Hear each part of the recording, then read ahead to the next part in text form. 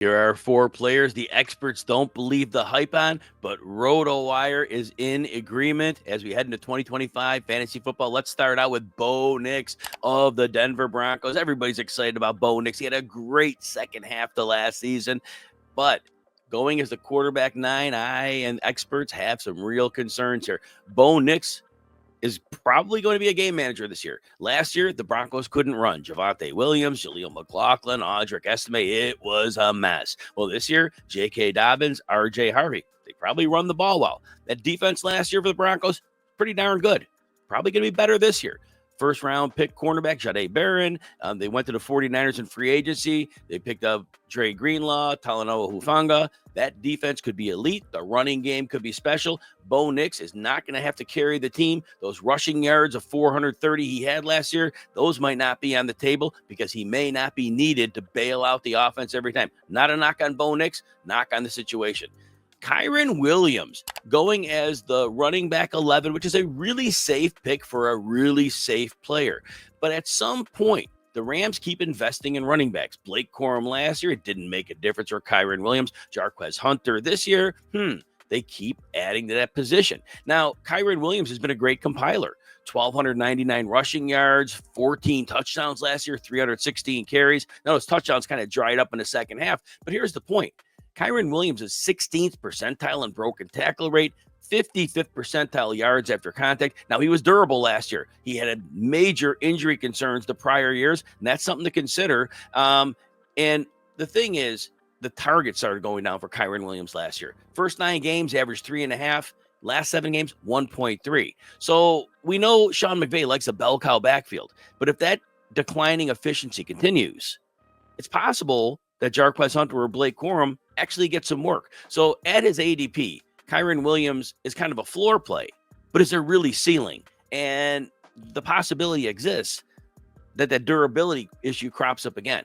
If you're enjoying this breakdown, take a second, hit like and subscribe. It helps keep the fantasy advice coming. And if you want even more of RotoWire's tools, rankings, and insights, we got a 15% discount just for our YouTube viewers. You head to rotowire.com, choose your subscription, and you use the code YouTube15 at checkout. All right, the next player on our list that the experts don't believe the hype on, James Cook of the Buffalo Bills, going as the running back 14 in average drafts.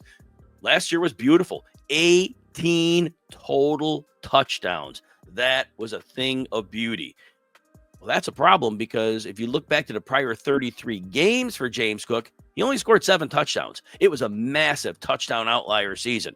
The other problems were, remember, in 2023, James Cook put up 1,567 scrimmage yards. Last year, 300 fewer scrimmage yards. That's a warning sign. Another warning sign is James Cook in the first 9 games, in 7 of those, he played more than half of the snaps. After week 10, he was commonly in the 36 to 40%, 6% snap share, which means it was a 3-man backfield. Although Cook played the lead, he wasn't getting the same amount of work. Cook had 11 or few carries in 7 of 16 games, and 3 of the last 5 games of the season, we kind of saw a little bit of that workload chipping away. Ray Davis is going to be a thing. James Cook at ADP, not so good. Evan Ingram's another one. We talked about Bo Nix earlier. Evan Engram, a very talented player.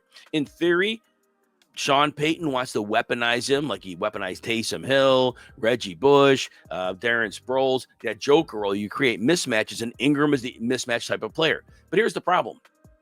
Same with Nix. If this is going to be a dominant defense, if this is going to be a great rushing attack, what's left in the passing game? Because when you get down to it, Cortland Sutton is a number 1 receiver, and he has a good rapport with Bo Nix. Marvin Mims, it's a weird role, bubble screens and deep shots, but it's a really important part of that offense. Evan Engram is 31 years old. Now, we know Evan Engram had a career year 2 years ago. Now, last year, he had an injury, missed about half the season. But in 9 games, only 365 yards, 40 yards a game. Now, was it Trevor Lawrence? Possibly. Was it age? Maybe. But all that said, Evan Engram is not overly expensive around tight end 7 in drafts. But if you're looking at Engram, you're going to need this to be a pass-heavy team because there's a world where he is number 3 on the target chain, or at least 2A or 2B with Mims. And I think overall that's an issue. But don't forget, the age thing could be an issue for Evan Engram. And that's why the experts are kind of staying away.